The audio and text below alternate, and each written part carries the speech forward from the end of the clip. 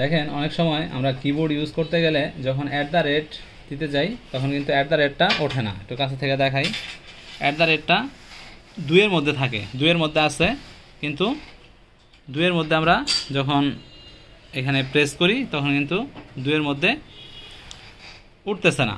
ওকে, তো এই প্রবলেমটা আপনারা অনেকেই ফেস করে থাকেন। তো এই প্রবলেমটা কিভাবে সলভ করবেন দেখেন। আবার আমরা যখন স্ল্যাশ দেই, স্ল্যাশের জায়গায় স্ল্যাশ ওঠে না, উঠতেছে গিয়ে হ্যাশ উঠবে হচ্ছে 3 দিলে এনে $সাইন উঠতেছে। ঠিক আছে, তো আমাদের কিবোর্ডের যে লেআউটটা আছে সেই লেআউটটা ঠিক নাই। তো আমরা প্রথমত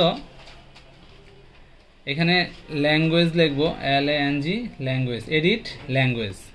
দেখেন এডিট ল্যাঙ্গুয়েজে যায় আমরা দেখেন এখানে ইংলিশ ইউনাইটেড কিংডম আছে। তো এখান থেকে আমরা অ্যাড ল্যাঙ্গুয়েজ দিয়ে যাব, অ্যাড ল্যাঙ্গুয়েজ, এবং এখান থেকে আমরা US টাইপ করি, ইংলিশ ইউনাইটেড স্টেট। ওকে, দেন নেক্সট ইনস্টল হচ্ছে, ইনস্টল করে দিই আমরা।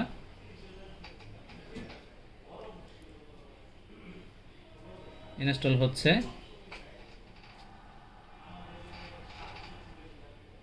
ওকে, ইংলিশ ইউনাইটেড স্টেটস। অনেক সময় ইনস্টল হয় না এভাবে, কিন্তু এটা ইনস্টল হচ্ছে, হোক।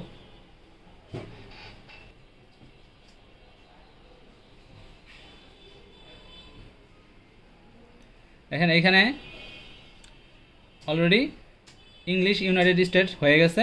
তো এখন এটাকে আমরা সিলেক্ট করব এবং এখান থেকে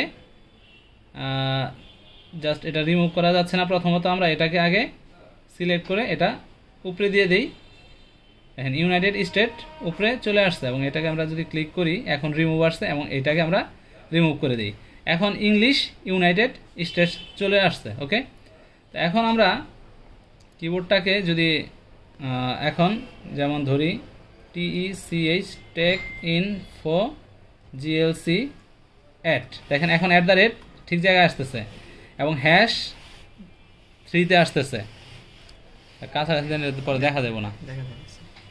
হ্যাঁ, তো টেক ইনফো GLC @ দিছি।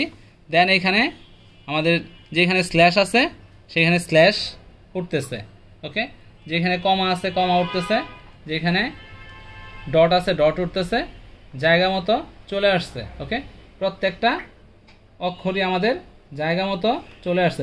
$সাইনে ডলার আসতেছে, পার্সেন্টেজ আসতেছে, তারপরে এন্ড আসতেছে, স্টার চিহ্নতে স্টার আসতেছে, ব্র্যাকেটে ব্র্যাকেট আসতেছে, সবগুলা কি ঠিক হয়ে গেছে। তো এইভাবে আপনারা আপনাদের কিগুলা ঠিক করে নিতে পারেন। ধন্যবাদ।